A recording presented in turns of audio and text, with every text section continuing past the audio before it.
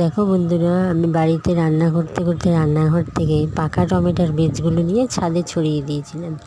তাই থেকে দেখো বন্ধুরা, কত পাকা পাকা টমেটো হয়েছে গাছে, অনেক টমেটো হয়েছে।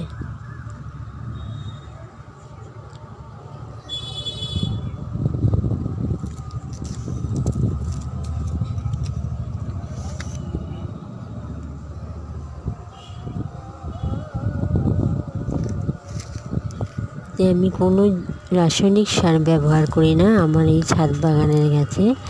যত রান্নাঘরের জৈব সার, রান্নাঘরের খোসা, পেঁয়াজের খোসা, চাল ভেজানো জল, ফ্যান, এগুলোই আমি ব্যবহার করি। আর আমার ছাদ বাগান দেখো কত সুন্দর।